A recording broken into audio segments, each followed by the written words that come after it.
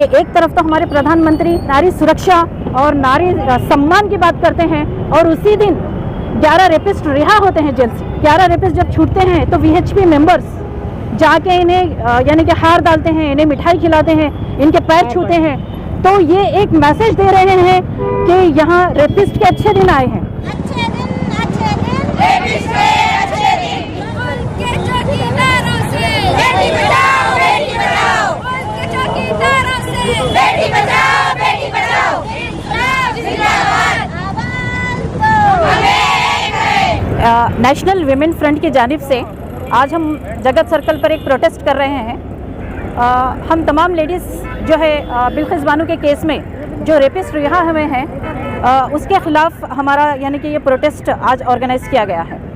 हम जैसे देखते आए हैं और बहुत ज़्यादा हमने पढ़ा भी है, गुजरात जो दंगे हुए हैं 2002 में, और उसमें एक बहुत बड़ा मामला एक बिल्किस बानो का जो है मशहूर हुआ है। एक गैंग रेप, एक 5 महीने की प्रेग्नेंट औरत, उस पर जो है 11 मेंबर्स जो गैंग रेप करते हैं और उसकी 3 साल बच्ची को कत्ल किया जाता है और उसके 17 फैमिली मेंबर्स में से ऑलमोस्ट 14 फैमिली मेंबर्स को ख़त्म किया जाता है।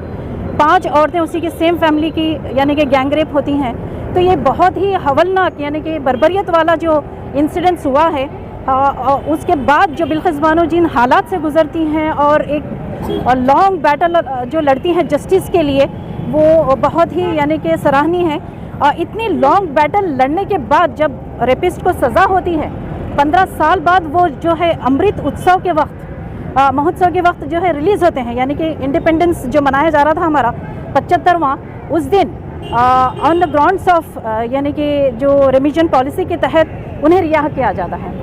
तो ये बहुत ही नाकाबिल बर्दाश्त जो है ये फ़ैसला लिया है गुजरात गवर्नमेंट ने। और हम समझते हैं कि जितनी यानी कि अज़ियत उसने सही थी, इतने साल वो यानी कि जीना सीख रही थी। इस बर्बरियत से और इस हौलनाक यानी कि वाक़े के बाद वो कुछ हद तक शायद संभल सकी थी इतने सालों में। और इन रेपिस्ट का रिलीज़, अब ये रेपिस्ट जो रिहा हो रहे हैं, शायद वो अब इस यानी कि इस हौलनाक दौर से फिर दोबारा से गुजरेगी।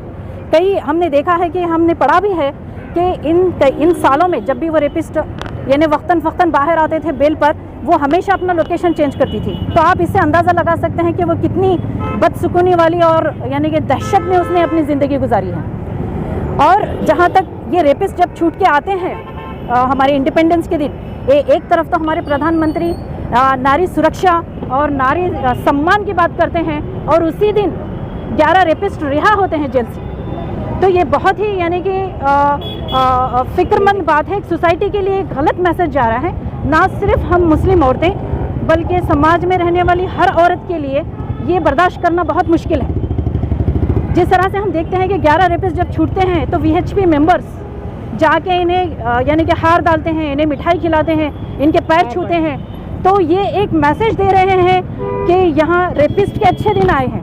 रेपिस्ट के यानी कि इन्हें गवर्नमेंट बैकअप मिलेगा, लेकिन एक यानी कि अगर ये डिनाई करते हैं बिल्किस बानो के लिए, ये सिर्फ एक मुस्लिम औरत का मामला नहीं है, ये पूरी सोसाइटी के औरतों के मामला है।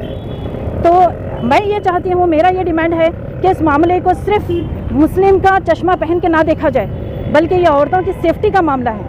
ये एक बड़ा थ्रेट है। इस तरह के रेपिस्ट रिहा होना समाज में एक गलत मैसेज जाता है कि एक लॉन्ग बैटल के बाद जो जस्टिस होता है और बाद में ये रेपिस्ट इतनी आसानी के साथ बाहर आ जाते हैं।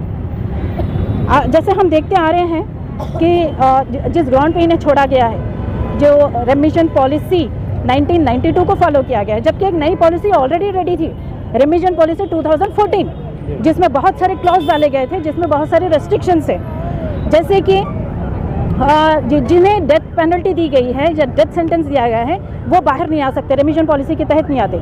और जिनके डेथ पेनल्टी को लाइफ टाइम इम्प्रिजमेंट में चेंज किया गया है वो भी इसमें नहीं आ सकते, एग्जम्प्टेड हैं। और जैसे सीरियस क्राइम्स है, जैसे रेप है, मर्डर है, मनी लॉन्ड्रिंग है, उसके तहत ये रेपिस्ट बाहर नहीं आ सकते इस पॉलिसी के तहत।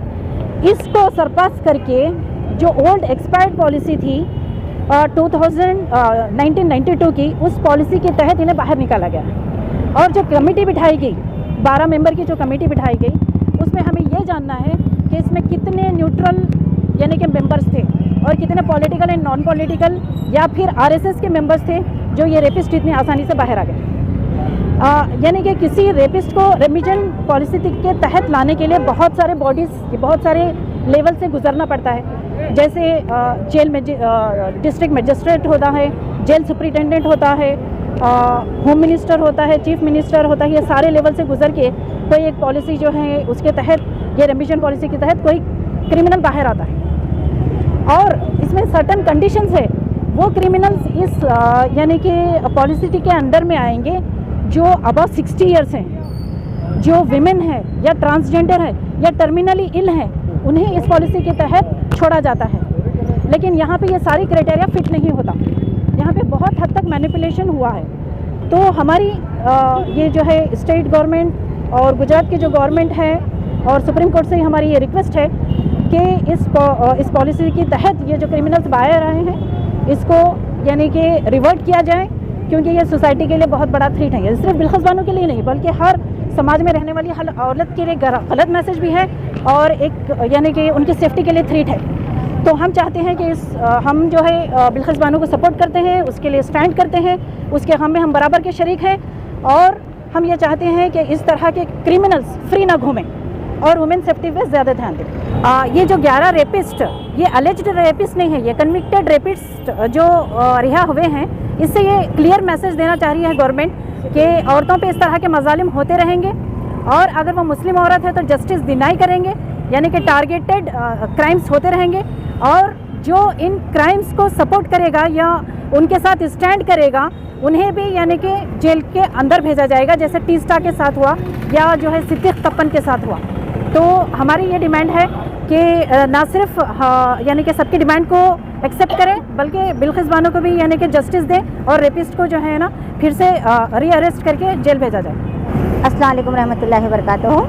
आज हम ये नेशनल वुमेन फ्रेंड्स की तरफ से ये प्रोटेस्ट रखा इसलिए रखे हुए हैं कि बिल्किस बानो जो 2002 गोधरा कांड में उनका रेप किया गया है और उनकी फैमिली के 14 मेंबर्स को कत्ल कर दिया है, इसके लिए हम जस्टिस फॉर बिल्किस बानो के तहत ये प्रोटेस्ट करे हैं। देखिए आज के देश का माहौल ऐसा हो गया है कि ये दरिंदे आम खास घूम रहे हैं और 15 अगस्त के दिन इतना अच्छा हमारा आज़ादी के दिन इन रेपिस्टों को जो है ना रिहा किया जाता है और उसी वक्त सुबह में जो है ना मोदी जी हमारे देश के प्रधानमंत्री वुमेन एम्पावरमेंट के लिए जो है ना अपनी स्पीच देते हैं कि बेटी के लिए हम ऐसा करेंगे, औरतों के तहफ़्फ़ुज़ के लिए ऐसा करेंगे, इनके एम्पावरमेंट के लिए ऐसा करेंगे।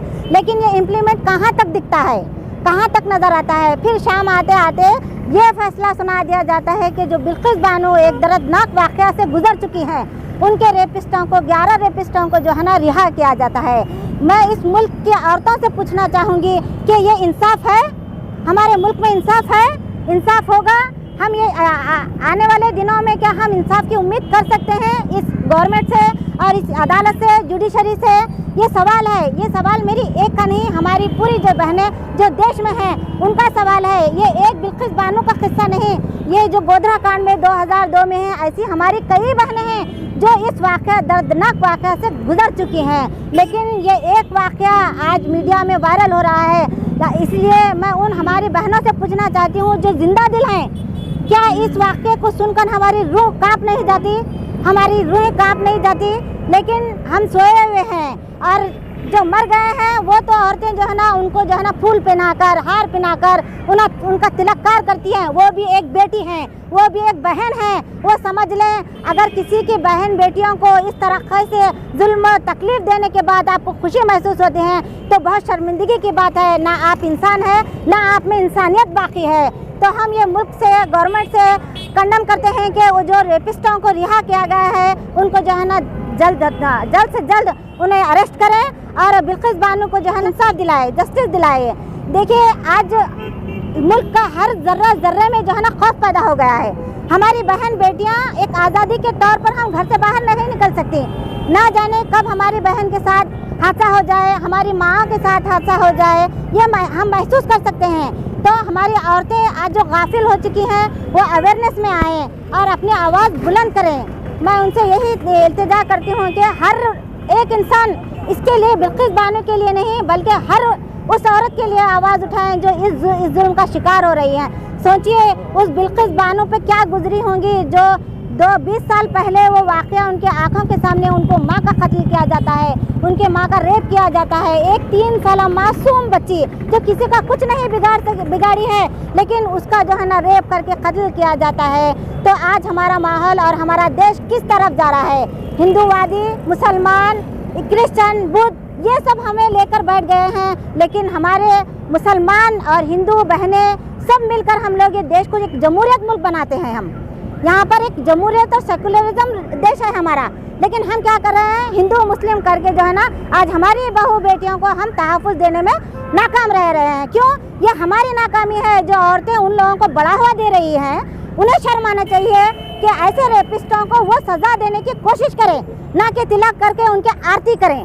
हाँ, ये मेरा डिमांड है और गुजरात गवर्नमेंट से और हमारी सेंट्रल गवर्नमेंट से मैं डिमांड करती हूँ और इस बात की कंडेम करती हूँ कि उन रेपिस्टों को जल्द से जल्द जो है ना सज़ा दे दी जाए।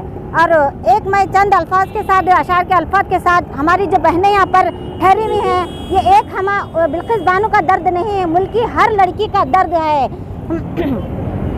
आए ग़ज़वे दाग हरा न देना, कातिल को छुड़ा न देना, ज़िंदगी मौजज़ा, मैं ज़िंदा हूँ लेकिन हक़ को मार दिया है।